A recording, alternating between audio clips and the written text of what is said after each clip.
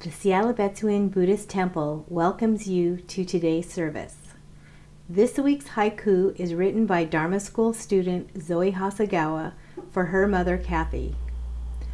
I love you so kind, brave, bold, nice, and my hero. I love and thank you. Wishing Kathy and all moms, grandmothers, guardians, and special women in life a happy Mother's Day. Please enjoy today's service.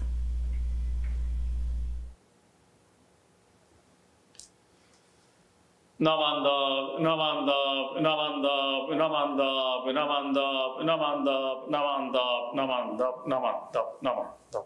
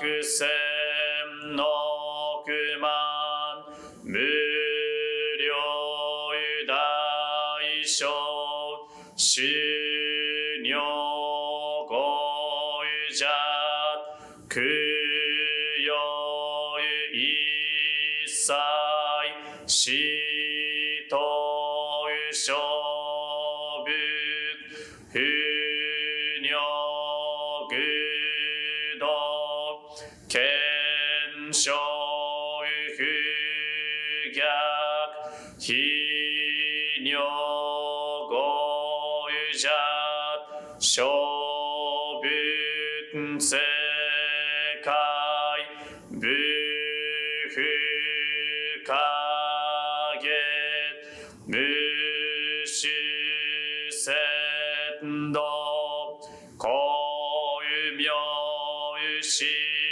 匠変師匠国妙税小人偉人難量両が差部国土第一五種奇妙道上長絶国如来本二無とそがとあいみどだ一切実法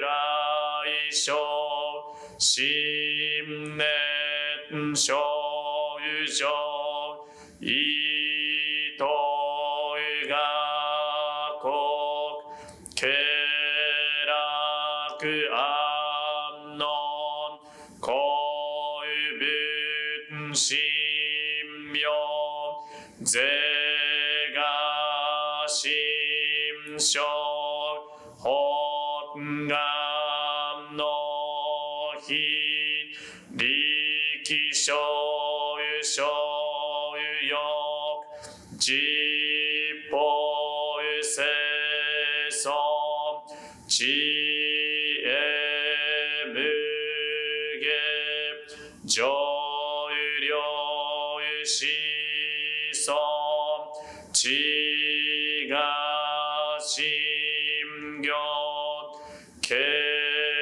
量心死食毒中が行所有人人寿不見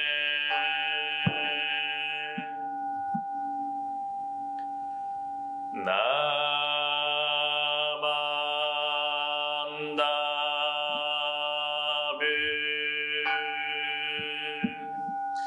ナマンダブナマンダブナマンダブナマンダブナマンダ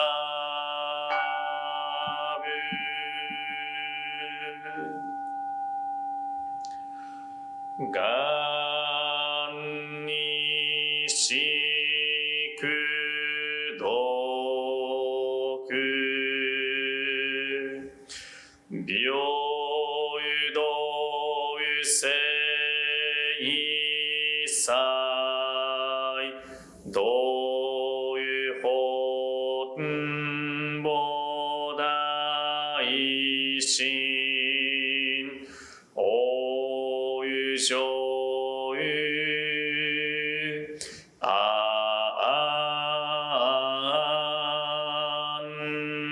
楽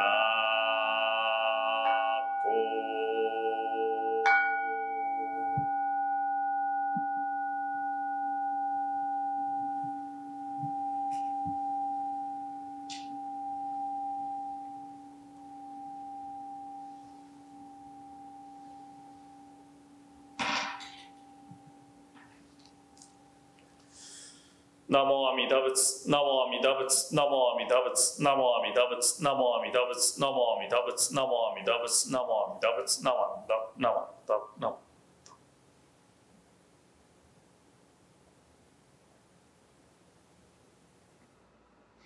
Our pledge. Breaking out of my shell, I will share a warm smile and speak gentle words, just like the kind Buddha. Not becoming lost in my greed, anger, and ignorance, I shall think and act with an open mind, just like the calm and peaceful Buddha.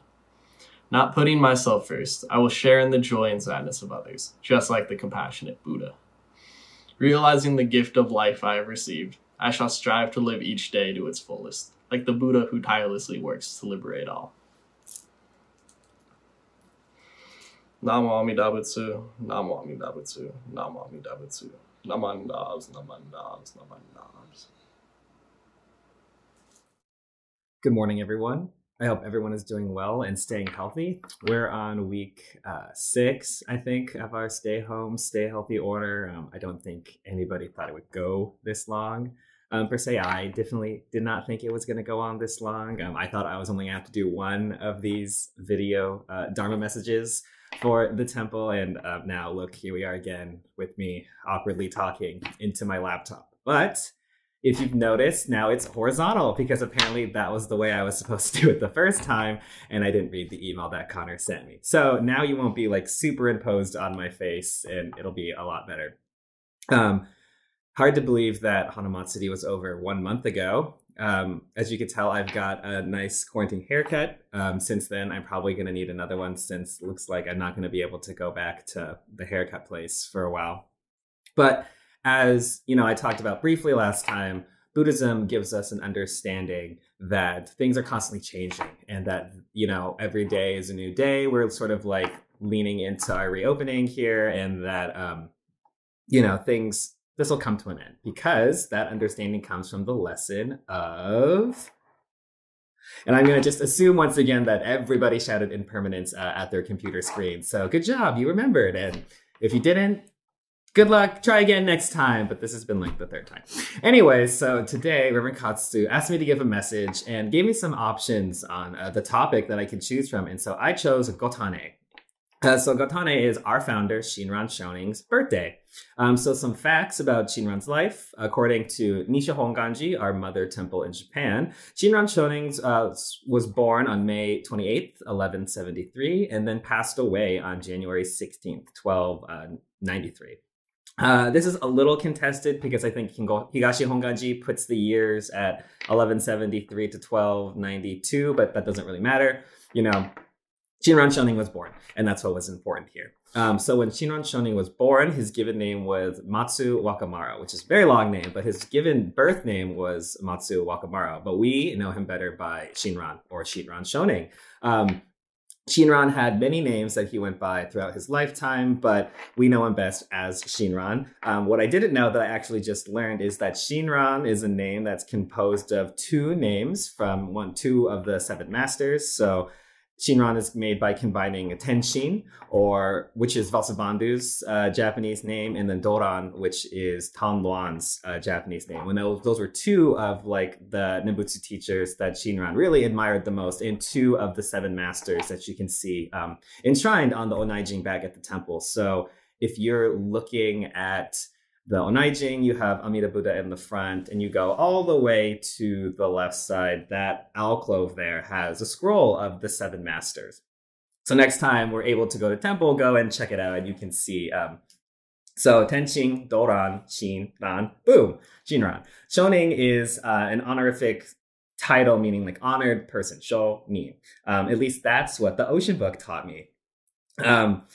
A little on that topic of the Ocean Book, actually, this is like my shameless plug here, but that book, Ocean, Introduction to Jodo Shinshu in America, which is a great read, was written by Reverend Dr. Ken Tanaka. He recently published and is releasing a new book titled Jewels, An Introduction to American Buddhism for Youth, Scouts, and the Young at Heart. I helped review the book. I'm actually quoted in chapter 9. So, you know, go take a peek when it comes out. Physical copies will be available in June, selling for $6, or you can download it for free from BDK's website. Yeah. Okay. Shameless plug over. Back to Shinran. So Gotane. Gotane is the celebration of Shinran's birthday. We have two holidays that celebrate Shinran's life. Of course, his birthday of birth, and then his Memorial Day, or the day that he passed away.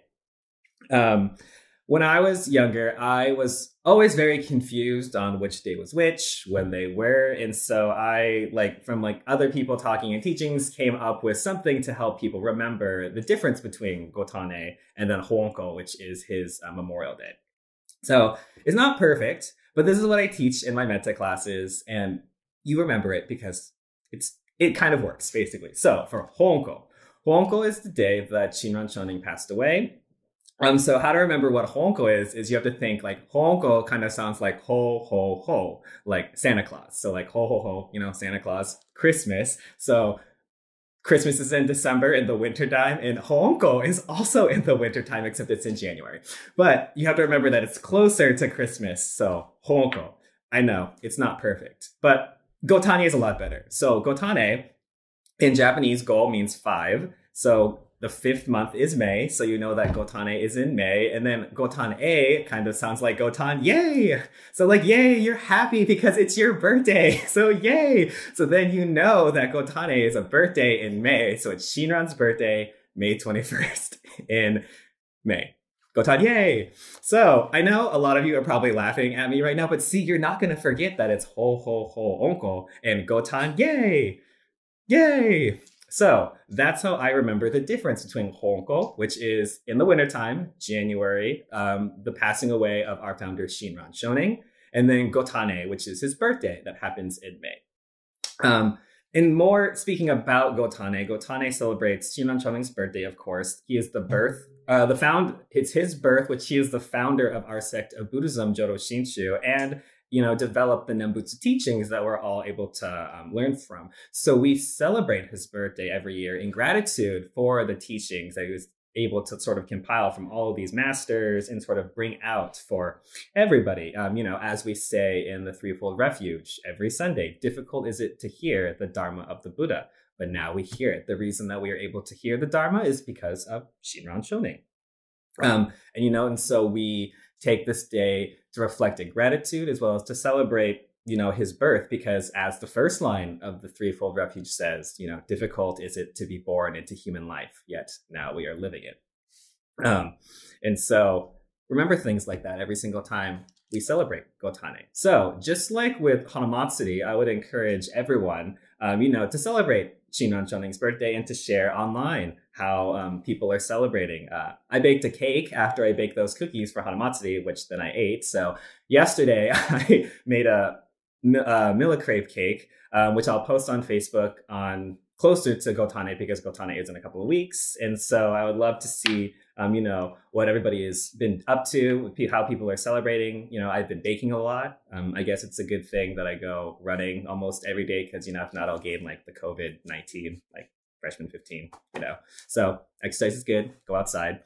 And so I look forward to seeing what everyone is doing to celebrate Gotane. Remember, things will come to an end. Gotan, yay. It's his birthday, Honko in January. And I think that's my message for the day. So I look forward to seeing what you're doing. And in closing, please join me in Gasho. Namo Amida Butsu. Namo Amida Butsu. Namo Amida Butsu.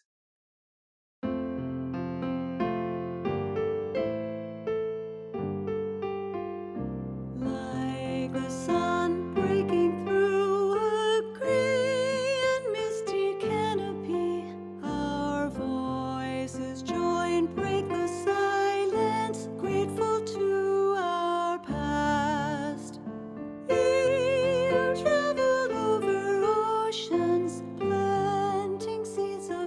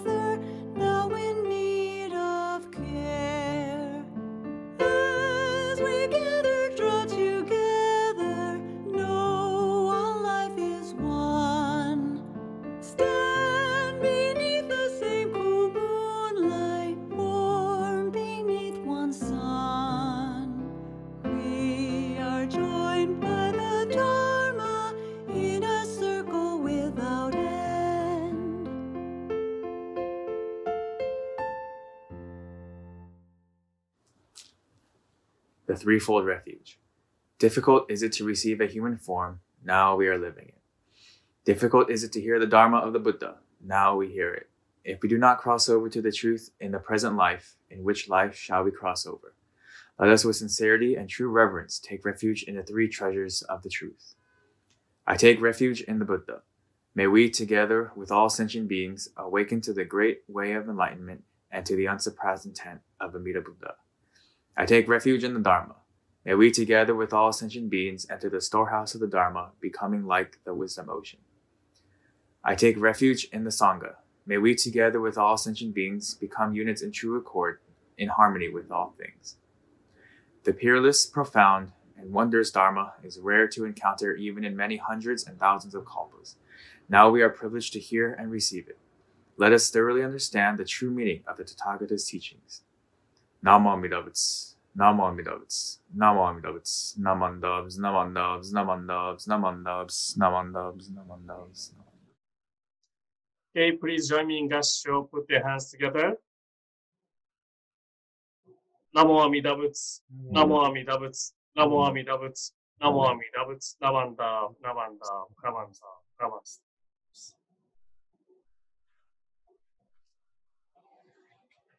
Okay, good morning, everyone. Thank you for attending this Sunday service today. Today is a Sunday, May 10th. Today is a Mother's Day. Happy Mother's Day. Oh, happy Mother's Day. Happy Mother's Day. So today we are having the Minds of Ministers number 6. So we have the guest. Always we have a Miyaji Sensei. Thank you for coming. Hello. And also we have, this is the first time we have a guest, lay members guest. Joe, can I ask you to introduce yourself? My name is Joe Gochi. I grew up in the Fife Puyallup Valley, went to Fife High School. My wife and I live south of Seattle, and her family has been members of the Seattle Betsuin since prior to World War II. Wow. Thank you. Welcome. Thank you. Welcome.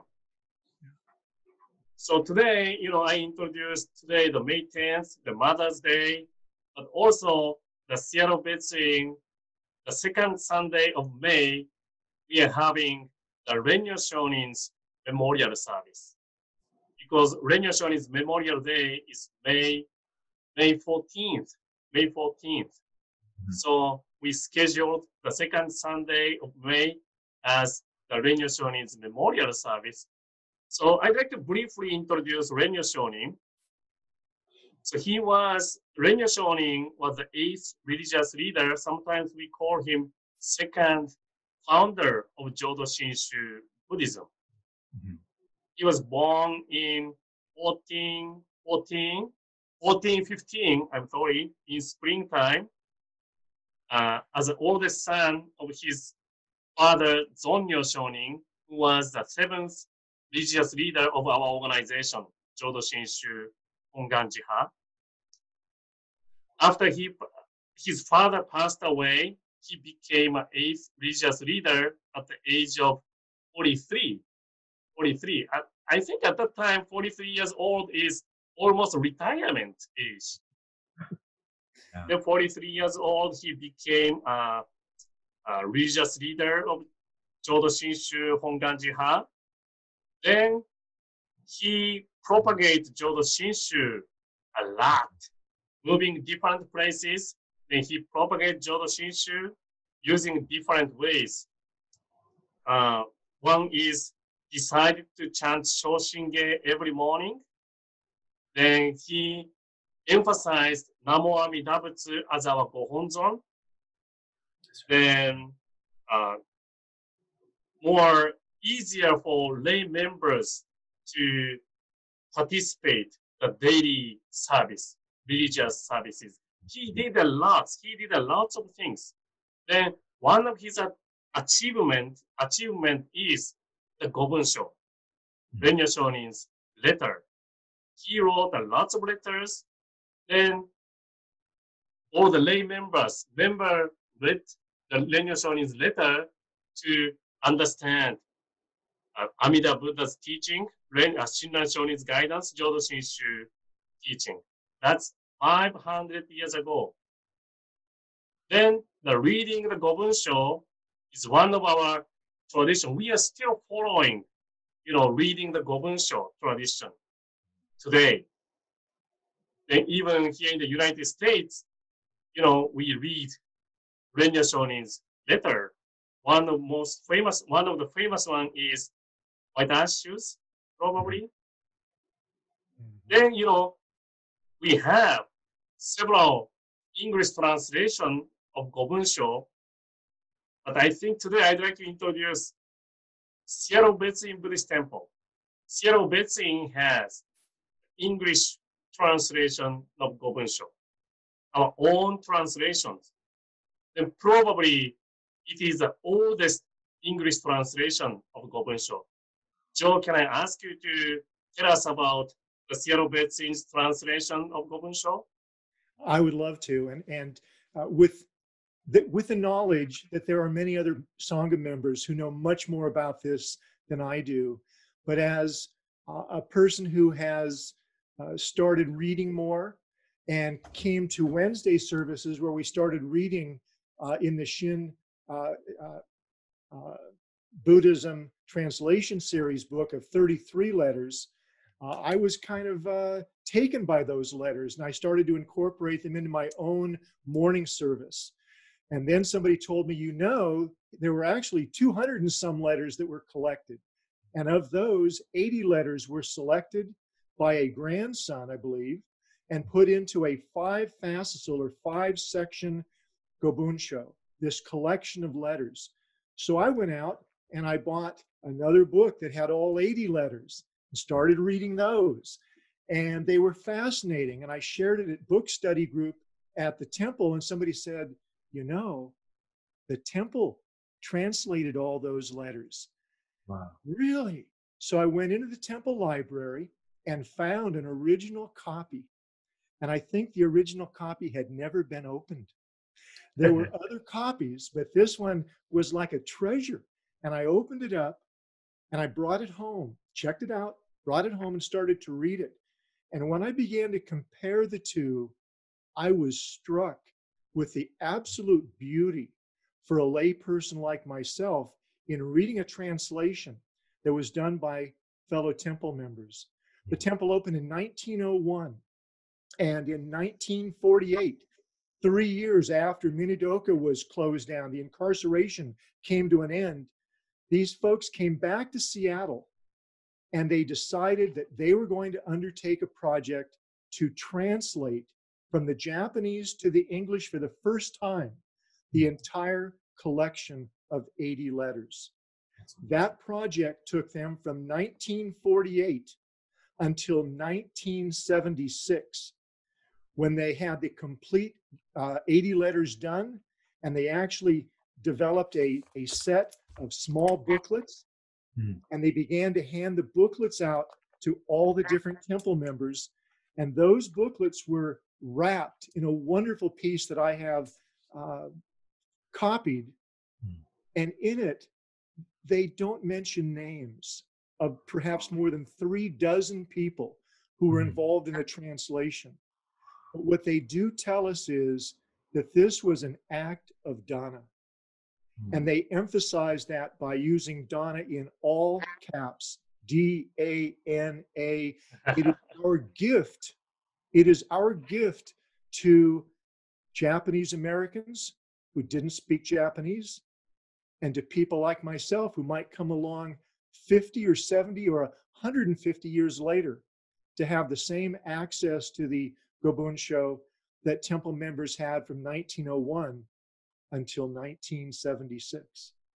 It's, I believe, a true treasure that ought to be celebrated. I believe the people who are involved with it should be honored and share it. We should share it with one another. Yeah, that's great. Yeah, thank you so much. I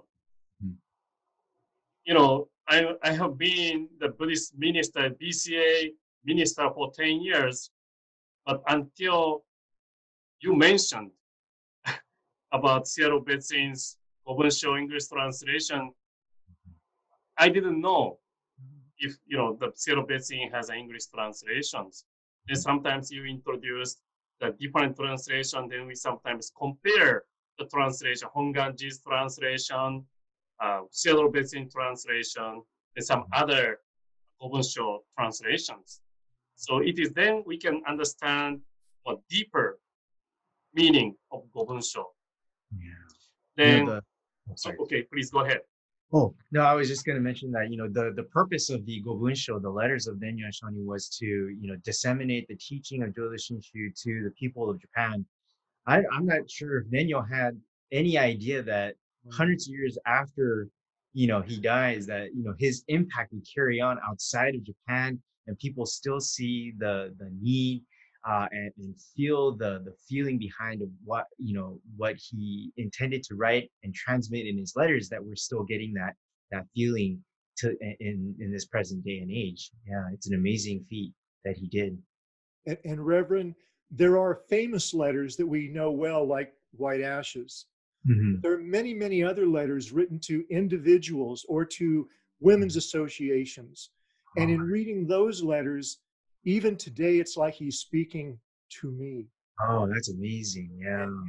And that's one of the things that's really captivated me by these letters and instructed me. Yeah. Oh, that's then great.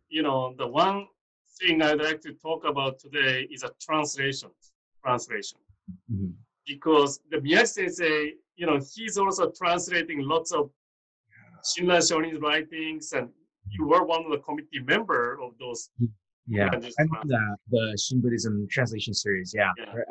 We're on that committee, or I'm on the committee, and we still meet weekly. And we're right now we're translating Taocho on Nakushu right now, but one of the seven masters. But it's an ongoing project that will never fully end.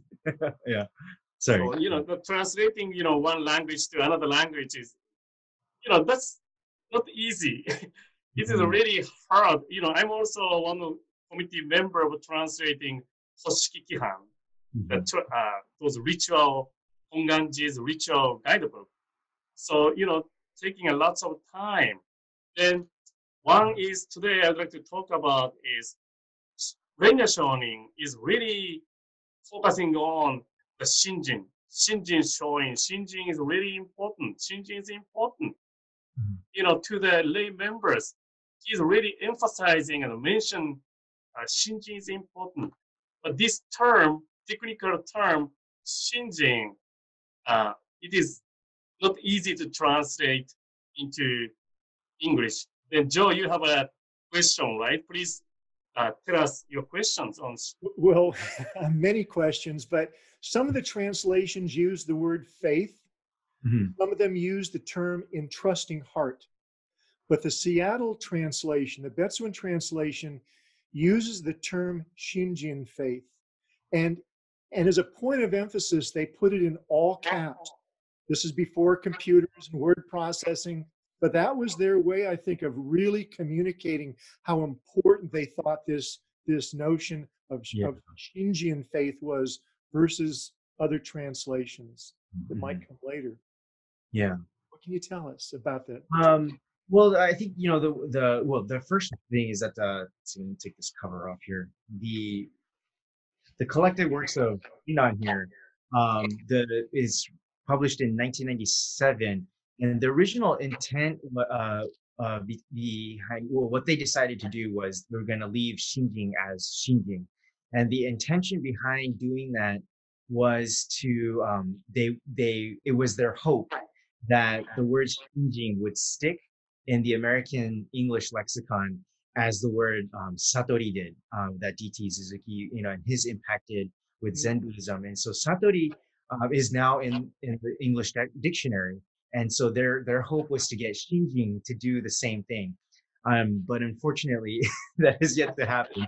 And within that time that this was published, maybe like 20 to 30 years that has between the 20 to 30 years, there's been a lot of debate about, is Shinjin the right word to go, or should we translate it? And so faith was one of the terms that came up, and but the thing about faith, well, I won't get into it too much here, but uh, you know, people who are outside of the tradition, who have come to Jodo Shinshu, or converts, there's a lot of baggage with that term faith, I think, and so that's probably one of the reasons why it hasn't been translated to faith as extensively as it once did a few years ago. Right now, the Shinbuddhism translation series uses the word entrusting mind or entrusting heart, and I personally, well, this is my bias speaking here, but I personally use that word. By the time I got to that, by that translation committee, the term has already kind of, and the Honzan uses entrusting mind the most, and but I feel like it's a good word because entrusting emphasizes rather than A, believing in B, the person believing in Amida Buddha, the en, the prefix of en, kind of emphasizes more the relationship between A and B. So it's not really more about a directional, I have to believe in Amida Buddha, but it's more of the relationship that occurs between the world of true reality and the individual awakening to that true reality. And so I think in the word entrustment encapsulates that feeling the most. And so that's why, but for example, sorry, I'm speaking on and on, but Tanaka Sensei, Ken Tanaka Sensei, I talked to him the other day, and we just so happened to be talking about this. And Ken Tanaka Sensei's opinion is that there has to be more of a Shinjin is talking about a transformation within the individual's heart and mind, right? And so we need to appeal to that and make that more explicit and known to the Jodo Shinshu practitioner or people who are unfamiliar with this tradition. Otherwise, what benefit is there in being a Jodo Shinshu Buddhist is what he's saying. And so he feels that the words like realization or awakening, that these are better translations in his opinion. And so I think, when it comes after a certain point, it's just a matter of personal preference, because I don't disagree with what he's saying. I totally understand what he's saying. And then, the term faith too, I get the reason for wanting to use that as the translation. So I think after a while, it's a personal preference kind of thing, but there's never going to be a perfect one-to-one that'll, translate for Shinjin, I think. And so it's an ongoing battle, this translation issue, I think. What about you, Kusunoki? How do you feel about this issue? What do you think is good? Now, when I have to use the technical term, I may use interesting mind because Honganji's translation says so. Yeah. But as a Buddhist minister, I have to share the appreciation of Shinjin, appreciation of interesting mind. How we share, how we can explain my appreciation of receiving this teaching. Yeah. That's a Dharma message. So I think I'm using the different expression, different explanation. The Shinjin, in my Dharma message in English, I don't know if I'm using the term of Shinjin or interesting mind a lot. Oh, yeah. Probably the appreciation of the Dharma is the one, receiving the guidance, the appreciation. So maybe using the different explanation, then try to explain the Shinjin. Right. I see.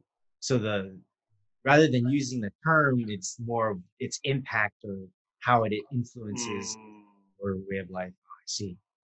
Well, I'm not a scholar, scholar person, so try to avoid to use those technical terms which people don't understand. Plus, I don't understand clearly. Joe, do you have any other questions? Maybe just a quick comment about my own practice. Yeah. I've used this book every morning rotating through the first 31 letters.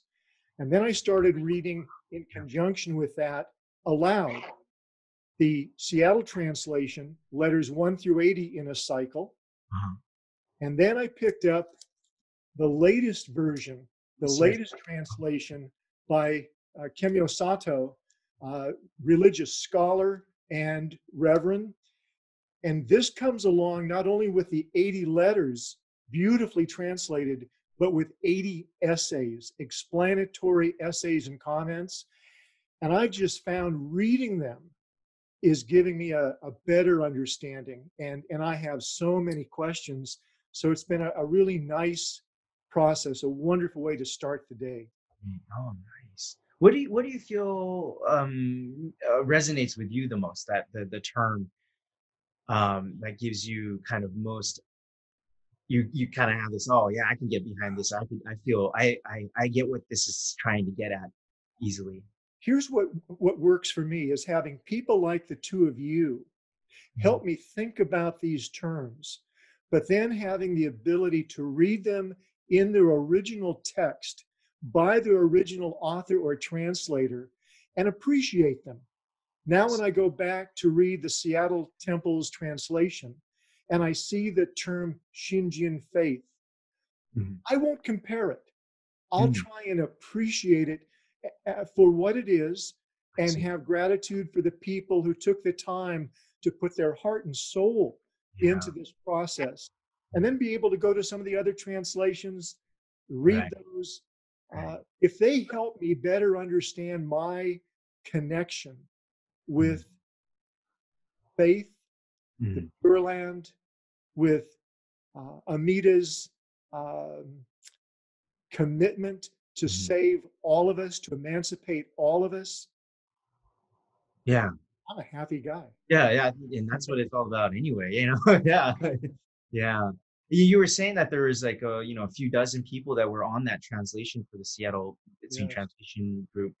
And it took those many people to hash it out to come to that decision of Shinjin faith, right? So that's what they felt was going to be the most effective way to get their message across. So I think that has to be recognized, I think, and which is what you're doing, and I think that's what it's. Yeah, absolutely. And they went to the extreme of translating from Japanese to English, having other people translate it from English back to Japanese, and then having other people decide whether or not it had been translated properly. Wow, Who does that? Who does that? Yeah, I don't think anybody does that. That is a true act of Dharma. These were not, I don't believe, professional translators. John Kusunoki, I believe the name is, he believed that the letters were beautiful, and he was sort of the driving force behind the translation project. But they had reverends there that also supported all this, and Sangha members who were behind them as well. So, that's absolutely amazing. Oh, thank you very much for sharing their history. Thank you so much. So today is May 10th. So as I mentioned at the beginning, today is a Renyo Shonin's memorial service. So we are expressing our appreciation and respect to the Renyo Shonin's and his work. He did so much effort to propagate Jodo Shinshu in 500-600 years ago.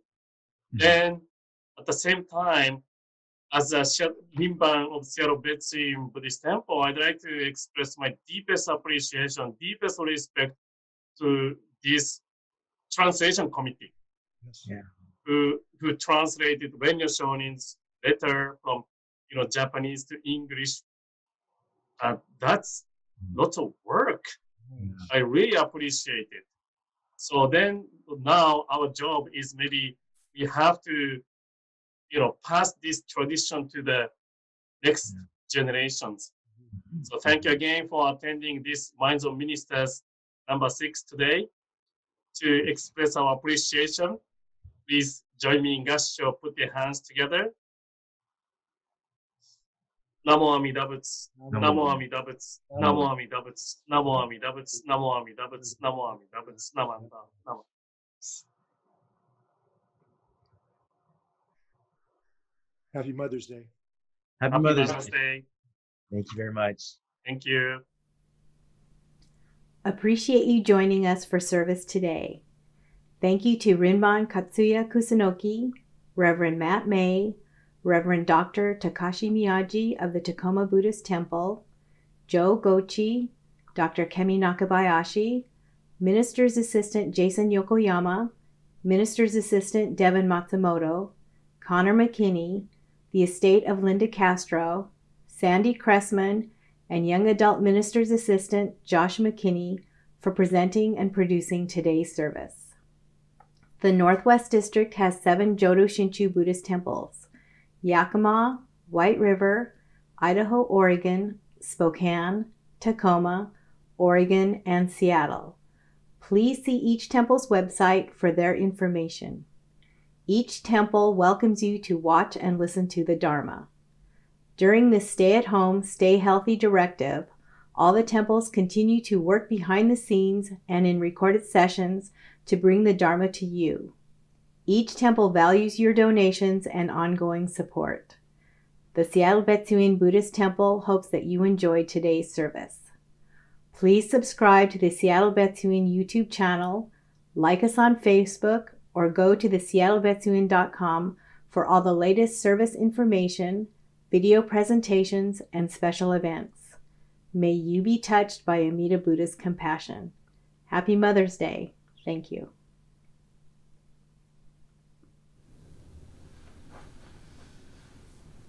Namo Amida Butsu, Namo Amida Butsu, Namo Amida Butsu, Namo Amida Butsu, Namanda, Namanda, Namanda, Namanda.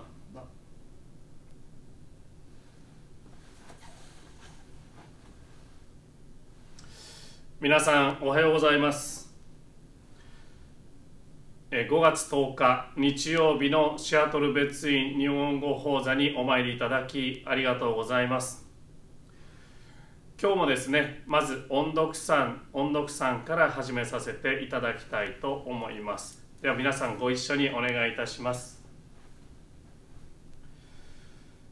如来大悲の音読は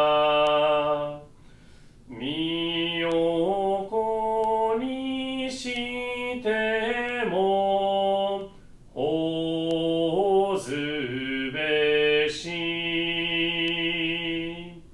知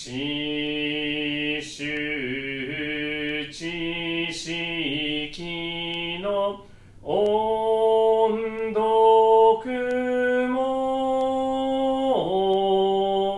骨を砕きてもしゃすべし。ナモアミダ仏、ナモアミダ仏、ナモアミダ仏、ナモアミダ仏、ナマンダ、ナマンダ、ナマンダ。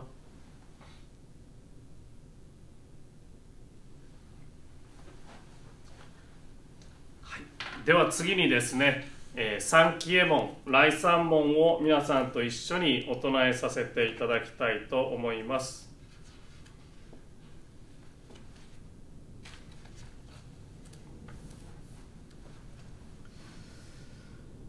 来三門、人参受けがたし、今すでに受く。仏法聞きがたし、今すでに聞く。好み根性に向かってどせずんば、さらにいずれの章に向かってか好みをどせん。大衆もろともに指針に三方に帰し立てまつるべし。自ら仏に帰し立てまつる。まさに願わくば主情とともに大道を大下して無常意を起こさん。自ら法に帰し立てまつる。まさに願わくば主情とともに深く胸像に入りて知恵海のごとくならん。自ら僧に帰し立てまつる。まさに願わくば主情とともに大衆を通りして一切無下ならん。無常人人未明の方は百千万号にも愛をことかたし、我今検問し授事することを得たり、願わくは如来の真実義を下し立てまつらん。ナモ阿弥陀仏、ナモ阿弥陀仏、ナモ阿弥陀仏、ナモ阿弥陀仏、ナマンダナマンダナマンダ。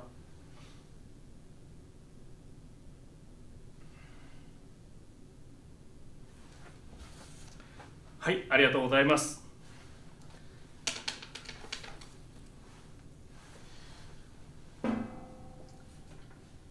それではご法話に入らさせていただきますけれども、その前にご三代挙げさせていただきたいと思います。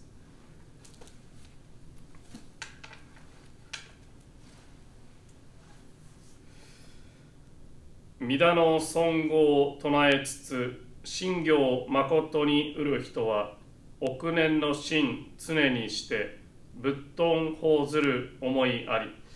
ナモ阿弥陀仏、ナモ阿弥陀仏、ナモ阿弥陀仏、ナモ阿弥陀仏、ナマンダ、ナマンダ、ナマンダ。は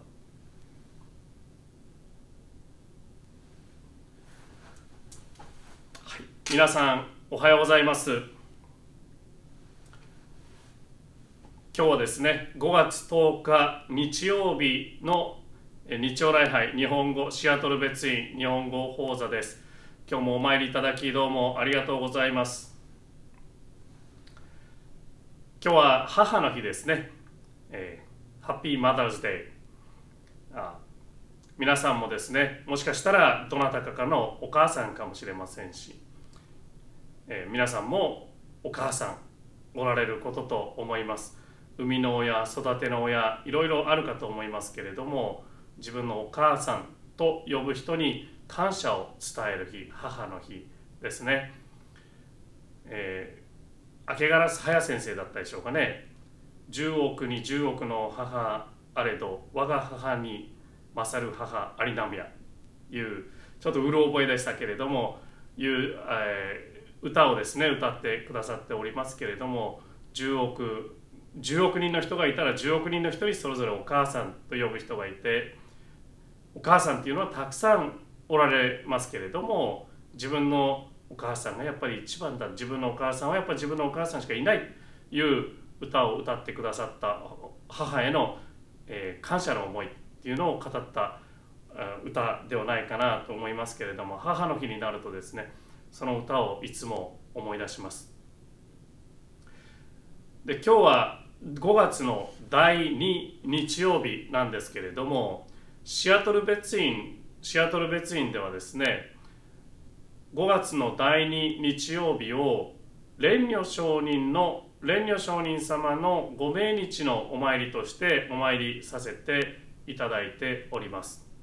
蓮如上人のご命日がこの新しい暦新暦に直すとですね、5月の14日なんですね。もちろん京都のご本山では5月の14日になりましたら、蓮如上人の、ご法事というかお大や、それからお朝事、それから日中法要っていうのがお勤まりになります。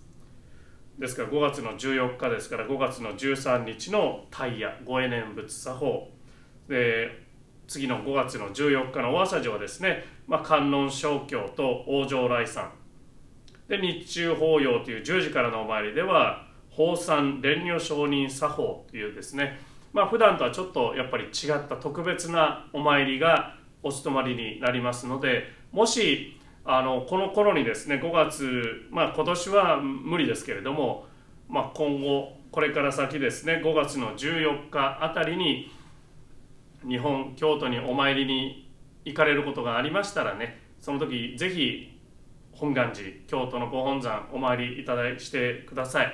そしたらいつもとちょっと違った特別なお参り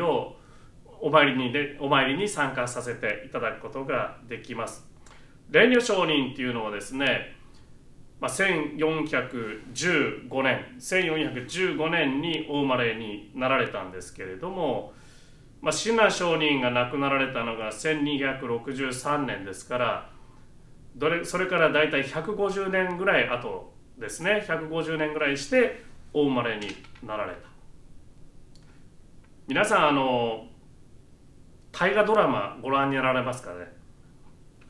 私日本の歴史とか大河ドラマが好きで結構見るんですけれども、今「麒麟が来る」っていう大河ドラマがあって、明智光秀が主人公なんですけれども、今織田信長とか明智光秀とか、豊臣秀吉とかが出てきてる大河ドラマですけれども、今斎藤道さんとか出てきてますけれども、今のその大河ドラマの時から、それが大体1550年頃のことを今やってるんですけれども、蓮如上人がお生まれになられたのはそれよりももっと前、135年ぐらい前の話ですね。それぐらいにお生まれになられたということです。時は室町時代なんですけれども、その頃に1415年の春の頃お生まれになられて、お子様の時の名前をですね、布袋っていうふうに、布袋さんっていうふうにお名前が付けられてたようです。第7代の御門主様、宗主の尊如上人の長男としてお生まれになったんですけれども、ご正室のお子さんではなかったんですね。で、長男であったんですけれども、そのお母さんが正室ではなかったのでということもあったんでしょう。いろいろ事情はあったかと思いますけれども、蓮如上人が6歳の時にですね、お母様がその本願寺を出られる、もう生き別れというかになってしまう。お母さんと蓮如上人っていうのは生き別れになってしまうんですね。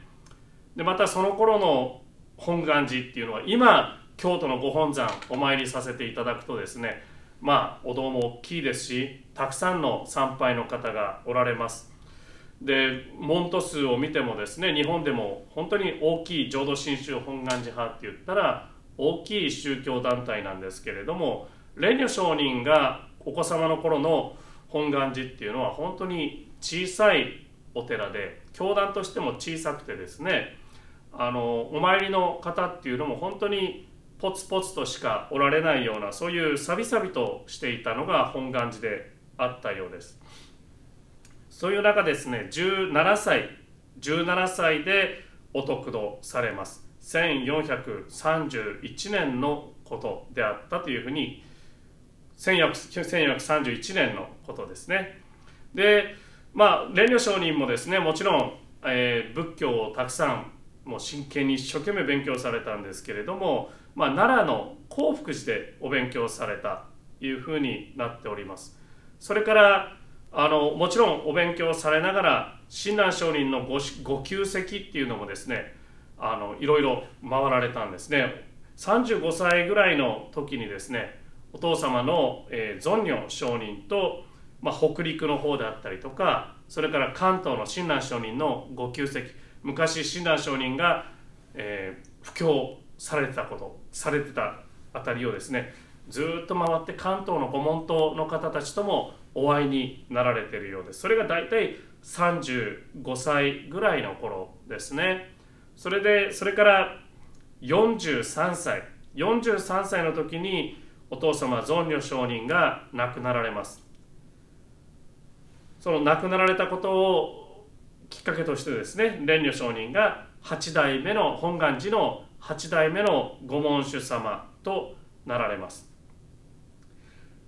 その頃っていうのはですね、ちょっと、時代背景を見ても、いろいろ室町時代っていうその新しい時代に入って国がちょっとずつ安定した国だったのが、また少しずつまた乱れ始めた頃なんですね。いろいろ少しずつ乱が起こったり、将軍が暗殺されたりとかですね、京都の街中っていうのもまたいろんな争い事が少しずつ増えてきて、そのちょっと後には応仁の乱という大きい戦争が始まるんですけれども、その本願寺と比叡山との関係っていうのもあまり良くなかったようで、1465年蓮如上人が51歳の頃ですね、比叡山からの、攻撃というかを受けて、もうそこに入れなくなってですね、その後、それまでゆかりのあった滋賀県の方に転々としながらですね、布教活動をなさいます。それから1471年には福井県の吉崎というところにお寺を建てられます。行かれた方もおられるかもしれません。私もずいぶん前ですね、多分高校生か大学生ぐらいの時に、家族旅行で吉崎に行ったのを覚えております。で、吉崎にしばらく、福井県吉崎にしばらくおられるんですけれども、そこ4年間ですね、また4年ぐらい経ったらそこでもまたいろいろ争いが起きてですね、そこにおれられなくなって、でまた移動するんですけれども、その後に行かれたところが、また関西の方に戻ってこられて、今度は山科本願寺、京都の山科に本願寺を建てられます。それがもう御年66歳の時に、京都のですね山科本願寺を建てられてですね、その時まだ8代目の御門主様としてご活躍だったんですけれども、1479年75歳でその代を次の実の上人にお譲りされます。今ですね66歳75歳といったらまだまだお元気ですけれども、皆さん元気ですけれども、その当時、今からもう500年とかそれ以上前の話ですので、その当時に66歳75歳まで現役の御門主様として布教伝道活動に携わられた、御門主様として携わられたっていうのはすごく長い、そして年齢で言ってもですね、かなり後の年齢になるまでされてたんだなっていうのが分かります。で、代を譲られてもうそれで終わったわけではなくてですね、その後今度は大阪の方に移られて、大阪にまたお寺を建てます。それが後の石山本願寺となるんですけれども、今の、大阪城があるあたりですね、あるところに石山本願寺という本願寺を建てられます。後に石山本願寺となるお寺を建てられます。それから1499年85歳でお亡くなりになるんですけれども、またこれもよく言われるんですけれども、蓮如上人はですね、人生85年間の人生の中で5人奥様がおられました。それからお子さんがすごい27人お子さんがおられて、13人の男の子と14人の女の子のお子さんがおられたっていう、5人の奥様と27人の子供がおられたっていうのがまたすごいことなんですけれども、5人の奥様がおられたっていうことは、4人の奥様は先にもう亡くなられたということですね。で、27人のお子様がおられたんですけれども、そのうちの6人の方だったか7人の方は蓮如上人が亡くなるよりも先にお亡くなりになられています。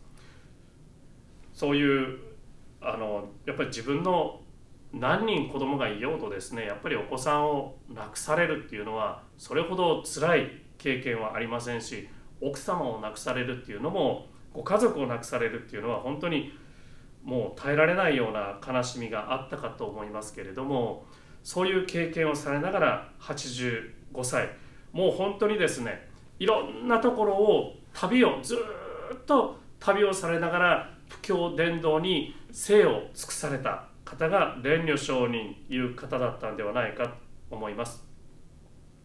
で、蓮如上人がしてくださったご功績っていうのがたくさんあるんですけれども、まずそのうちの一つっていうのが、御文章ですね。御文章を書いてくださった。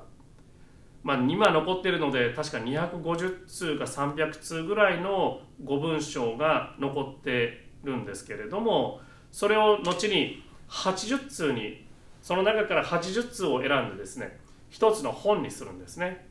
そして今度はその80通の中から31通を選んでですね、一日一日この5文章を読んでくださいねというふうにして配られるんです。でこれ今後でまた一つ紹介しますけれども、これひらがな版5文章という蓮如上人のそのままのお言葉とですね、それから現代語訳というか現代の意味に直したらこういう意味になりますよということが書かれた本が出版されております。一日一日のですねご自宅でのお参りの中で蓮如上人のお手紙を一通読ませていただくっていうのは、一つ浄土真宗の門徒としてはしていったらいいことではないかなというふうに思います。それからですね、ご本尊を南無阿弥陀仏、それまでは奇妙人実法無下校如来というご本尊も使われていたんですけれども、もうご本尊は南無阿弥陀仏ですよというふうに統一されてですね、それからその南無阿弥陀仏のご本尊を書いてくださって、いろんなところに配ってくださったんですね。それから昇進下のお勤めを、朝夕のお勤めを奨励されたのも蓮如上人です。蓮如上人の頃にまた昇進下念仏和算というこういう一つのお唱えする昇進下のお勤めの形を作られてですね、でそれから昇進下の本をですね今度印刷してプリントして配るように、だから大量に昇進下お勤めできる、誰でもお勤めできる形を作られたということですね。本を出版されたということですね。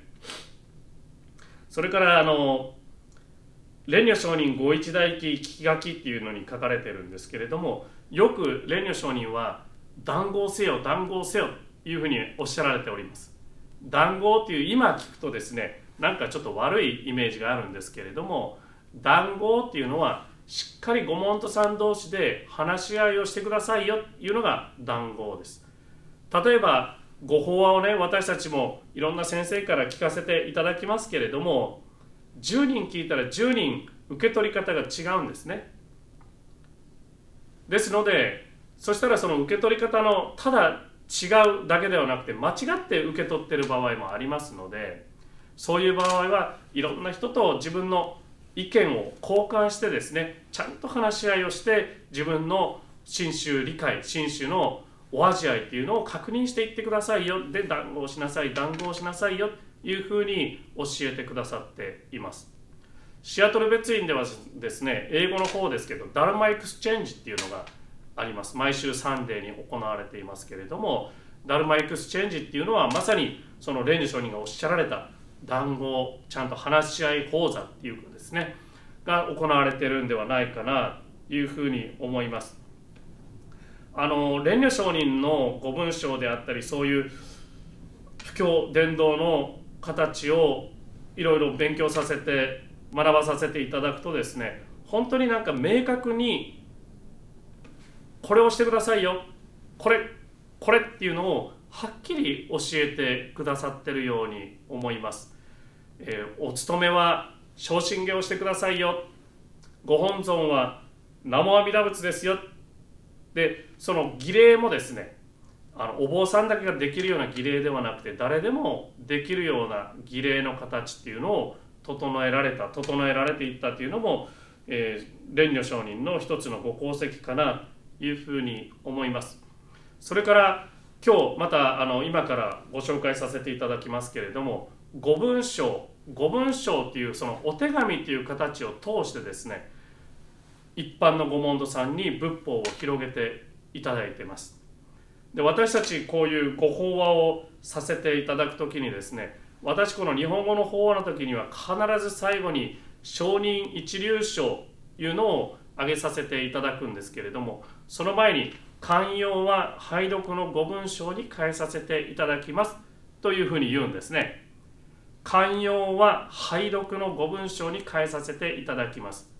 寛容はというところ一番教えの要、浄土真宗の要の教えっていうのはこの承認一流書ご文章の中に書かれてありますので、しっかり聞いてくださいね。もちろん私たちご法話をさせていただいてるんですけれども、やっぱり至らぬところ、足りないところ、うまく話ができてないところっていうのが多々ありますので、その辺はもう一度ちゃんと蓮如上人が書いてくださったお手紙をちゃんと聞いてくださいね。でそれで読ませていただくのが上人一流書なんですけれども、上人一流のご関係の趣はいつも日本語のご法話の最後に読ませていただいてます。それのですね、ちょっと現代語訳というのをちょっと今日は皆さんに紹介させていただきたいなというふうに思います。親鸞上人の開かれた浄土真宗の見教えでは、信心が根本です。そのわけは、自力の計らいをして、一心に阿弥陀如来に帰命すれば、思いも及ばない優れた本願の働きによって、如来が私たちの往生を定めてくださるからです。往生が定まったその位を一年発起入生上始終と示されています。そして信心を得た後に唱える念仏は、如来が私の往生を定めてくださったご恩を報じる念仏であると心得るべきです。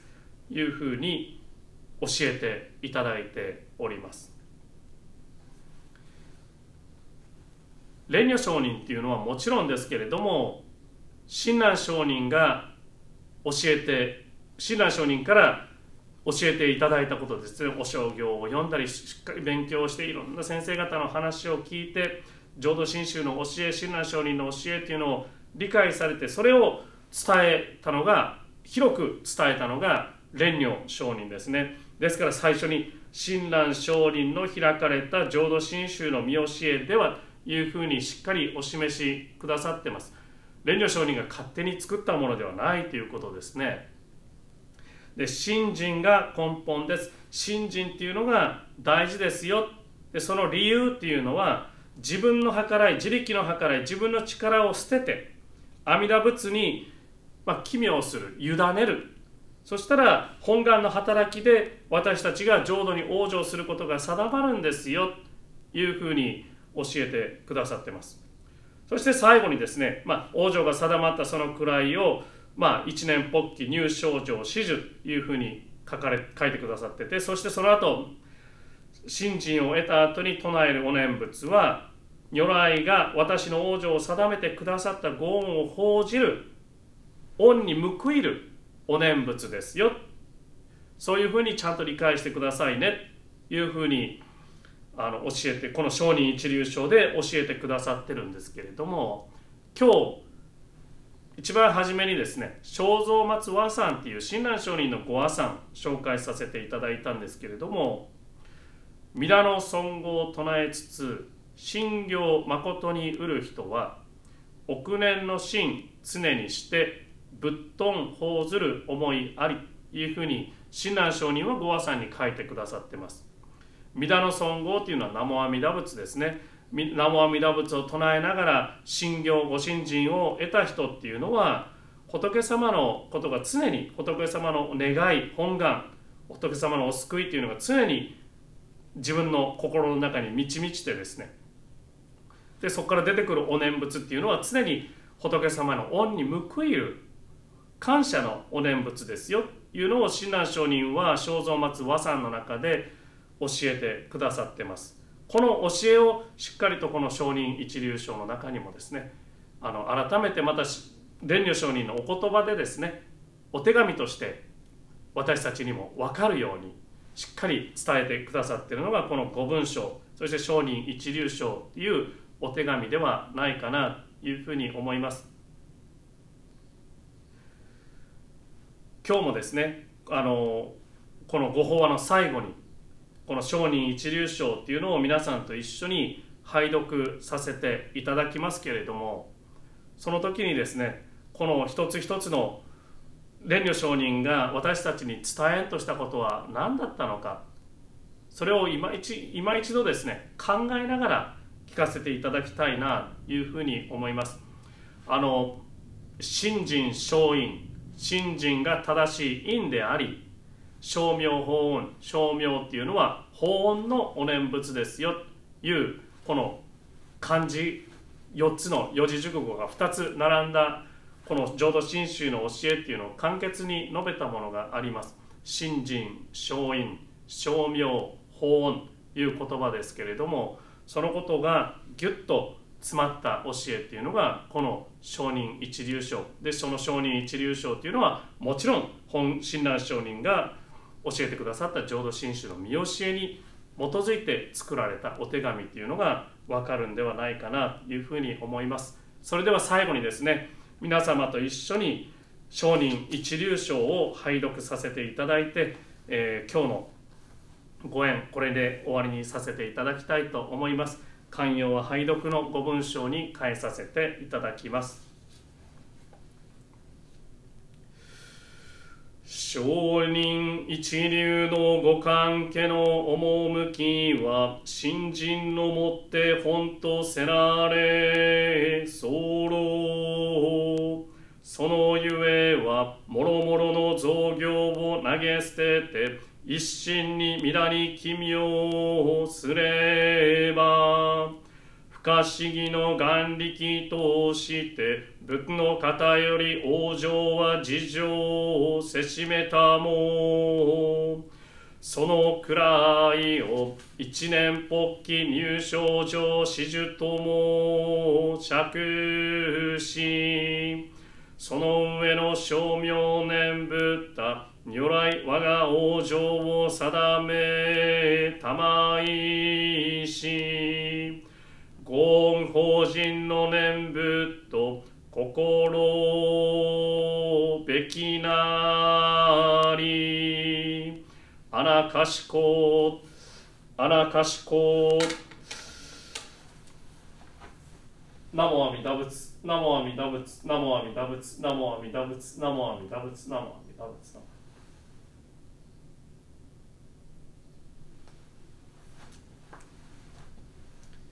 どうもありがとうございました。